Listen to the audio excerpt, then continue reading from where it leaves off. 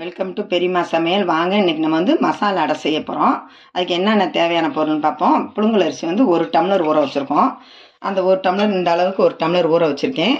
அதில் ஒரு கைப்பிடி பச்சரிசி போட்டிருக்கேன். ஏன்னா கொஞ்சம் மொரன்னு டேஸ்ட்டாக இருக்கும். அதனால் அதுலேயே ஒரு 6 காஞ்ச மிளகா ஊற வச்சுருக்கோம். அரைக்கும் போது ஈஸியாக இருக்கும். பருப்பு வந்து பச்சை பருப்பு வந்து ஒரு கைப்பிடி, கடலைப்பருப்பு ஒரு கைப்பிடி, துவரம்பருப்பு ஒரு 100 பருப்பு போட்டிருக்கேன். ஏன்னா பருப்பு தான் அதுக்கு டேஸ்ட்டு.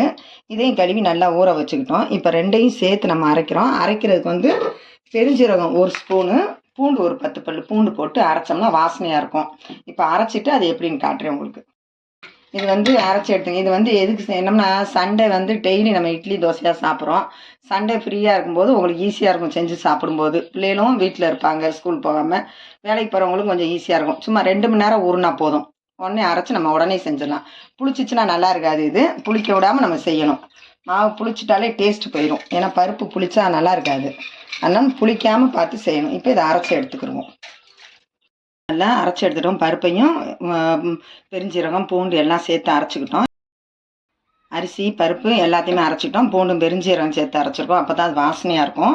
அது கூட 2 பெரிய வெங்காயம் கட் பண்ணி பொடியாக கட் பண்ணி வச்சுருக்கோம். அது கூட கொஞ்சம் கருவேப்பிலை சேர்த்துக்கலாம். சேர்த்துக்கிட்டு கல் உப்பு சேர்த்தே அரைச்சாச்சு. ஏன்னா அது நம்ம வந்து கரையாது, அதனால அரைச்சிட்டோம். இப்போ பெருங்காயம் வந்து நிறையாவே சேர்த்துக்கலாம். அதோட வாசனை நல்லாயிருக்கும். பருப்பு போடுறதுனால வாயு இல்லாமல் இருக்கும். அதனால் பெருங்காயம் தேவையான அளவுக்கு போட்டுக்கலாம். நல்லா ஒன்று போல் மிக்ஸ் பண்ணிக்கலாம். காரம் வேணா போட்டுக்கலாம். நான் ஒரு 6 காஞ்ச மிளகா போட்டிருக்கேன். இது வந்து காரம் இருந்தால் தான் நல்லாயிருக்கும், டேஸ்ட்டாக இருக்கும். இதோட தேங்காய் சட்னி வச்சு தொட்டு சாப்பிடும்போது நல்லாயிருக்கும். இப்போ வந்து இந்த மாதிரி கரைச்சிட்டு ஊற்றிக்கிடலாம். மாவு இந்த அளவுக்கு இருந்தால் தான் நல்லா நைஸாகவும் வரும், நல்லாயிருக்கும். ரொம்ப கெட்டியாக இருந்தாலும் ரொம்ப ரப்பாக இருக்கும். அதனால் இந்த அளவுக்கு வந்து ஒரு சாஃப்டாக இருக்கும். இப்போ கல் காஞ்சிருச்சு, எல்லாத்தையும் கலக்கிட்டோம். இப்போ ஊற்றிக்கலாம். நல்லா நைஸாக ஊற்றுனீங்கன்னா நல்லாயிருக்கும்.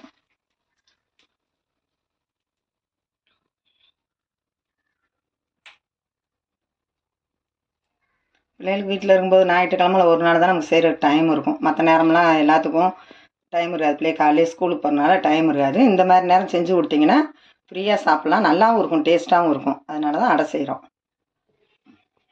நல்லா எண்ணெய் ஊற்றிக்கிடலாம். ஊற்றி ரொம்ப மத நெறி விட்டிங்கன்னா அடியில் கறி பிடிச்சிரும். அதனால் சிம்மிலே வச்சு நல்லா செவக்க வச்சு எடுத்துக்கலாம்.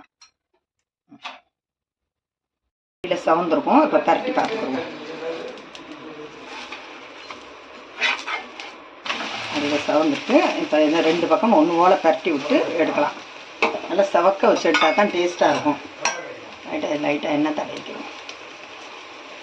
அடியில் செவந்திருக்கும். இப்போ பரட்டி பார்த்துக்கோங்க. அடியில் செவந்துட்டு இப்போ இதை 2 பக்கம் ஒன்று போல் பரட்டி விட்டு எடுக்கலாம். நல்லா செவக்க வச்சு எடுத்தால் தான் டேஸ்ட்டாக இருக்கும். லைட்டாக எண்ணெய் தடவிக்கணும். அடை ரெடி, சுட்டு எடுத்துக்கிட்டோம். அதுக்கு வந்து தேங்காய் சட்னி வச்சு சாப்பிடும்போது ரொம்ப டேஸ்ட்டாக இருக்கும். அது கூட சர்க்கரையும் வச்சு சாப்பிட்லாம், நல்லாயிருக்கும். இதேமாரி நீங்களும் வீட்டில் ட்ரை பண்ணி பாருங்கள். இந்த வீடியோவுக்கு ஒரு லைக் போட்டுருங்க. பெரியம்மா சமையலுக்கு ஒரு சப்ஸ்கிரைப் பண்ணிடுங்க.